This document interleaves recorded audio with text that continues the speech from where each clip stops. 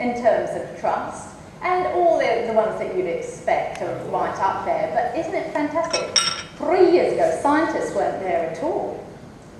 So I think that, you know, we are in the trusted areas, but we do have to build the trust quotient and increase the esteem so that people around the world realise that we're the food producers. And I've got a concept for you, because these are the most watched television shows, and what we know is that Border Patrol, Hunger for the Wild and Country Club, New Zealanders are interested in these programmes. So Dom, when are you going on Dancing with the Stars? Because I think that would be incredibly helpful. Of course I think that location should have a farming section periodically, but then people might start looking envious. But we do have some areas to capitalise upon, and Don, if you don't want it, then I'm sure Frank could trip the life fantastic. I can see you in some of those outfits. It's pretty difficult to build the trust quotient and increase esteem in an area of the country, us, which is increasingly legislated and managed. But what they're trying, the government's trying to protect, is our brand. And remember, brand is part of trust. And our brand, 100% Pure, has been assessed at $21.3 billion, and it's ahead of Dell in terms of being valuable. Ministry for the Environment came at it a slightly different way, and they've calculated that it's worth a huge amount to the country. And if we have 569 million of people stop buying our products because they don't trust them, and tourism, the same huge amount of money, depends that high amount is if you consider wages and therefore the ongoing amounts. They've tried doing what the clean and green means for organic, but it's actually too difficult. And there are major issues with, if we did start doing genetic engineering research, testing's all right, but uncontrolled release makes an immediate loss. And that might mean quite an issue for us, in terms of making money, in terms of the environment. The biofarming industry is growing hugely. The Foundation for Research, Science and Technology actually have contracts that say there will be a genetically modified species out in the field in 3 years. But you know what's just happened with the Environmental Reporting Monitoring Association. They've stopped the release of the research by AgResearch on buffalo and guinea pigs. So you might say, what on earth are they doing? Well, AgResearch have lost their marbles asking for that. But guinea pigs, actually their preferred species in terms of eating is actually high racing, so maybe we should be considering it. Anybody from the high country? Irma let the application go through because they thought it didn't do any of these sorts of things. But Irma has a bit of a challenge these days, because if you look at that list and say you can't have anything used in the country that's going to displace native species, to make deterioration of natural habitat, etc., you might ban nitrogen, and that would be a problem for you, Bill McLeod. So we do need to help Irma as well, and when we're doing the research, try and help them produce the evidence that shows it is important to be investigating such things as biotechnology. Lincoln University, which would have retained its name whether it went through the merger or not, but could become something else in the near future, investigated the value of biotechnologies. Rotterfield's denying it all, but it's got a problem. Clonal propagation is worth $75 million. Clonal propagation just threw on new species in terms of ryegrass.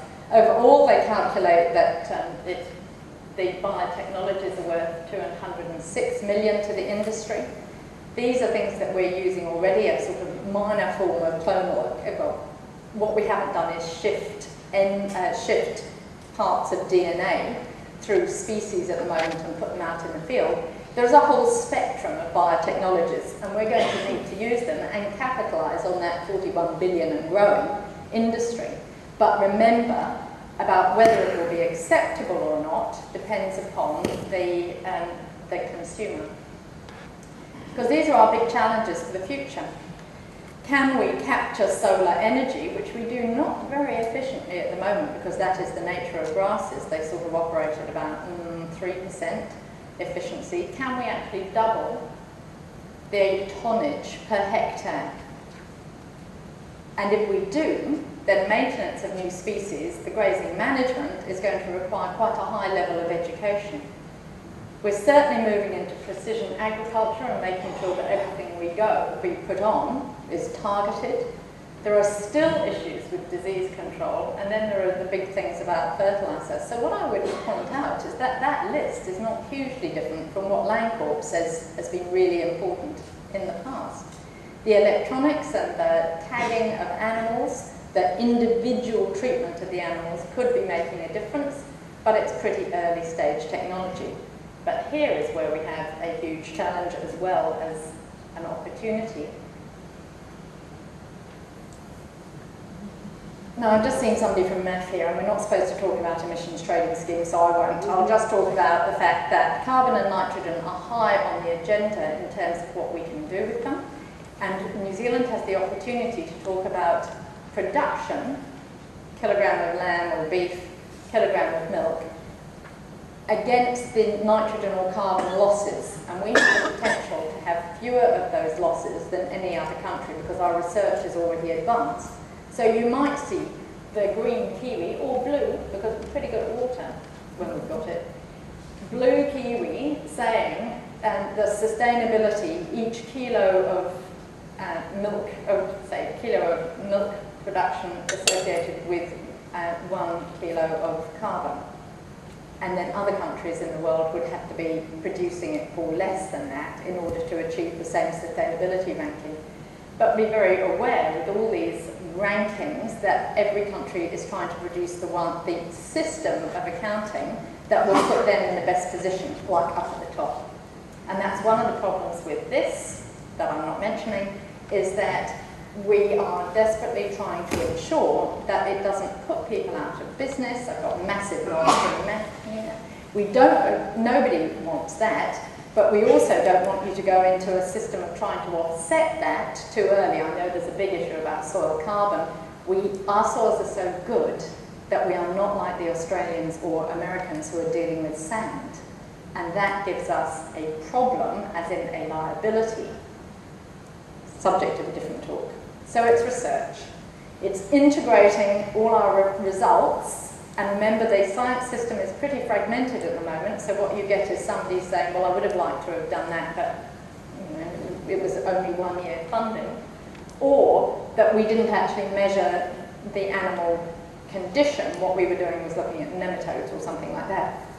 It's matching everything up. Here comes the precision agriculture, as well as some of our new products in an attempt to improve plant production, decrease the losses from the soil, improve animal and human welfare, and we've got to get into the fabulous food with minimal packaging.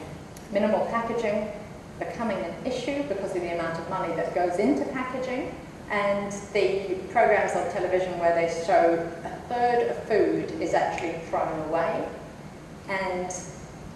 but 3 kilos of food is associated with 14 kilos of food packaging. That is ludicrous. Ludicrous. So there are challenges and opportunities. It's the food environment recruitment thing. I put that into the Manawatu Rangitikei section who says I can't get through a subject, through a talk without talking about the Y generation, and I don't want them to be wrong. It is about adding value and supporting research, and that means competing against subsidies. Of the 23 OECD countries, 19 of them have put some sort of subsidy back, having agreed in November 2008 that they weren't going to do it.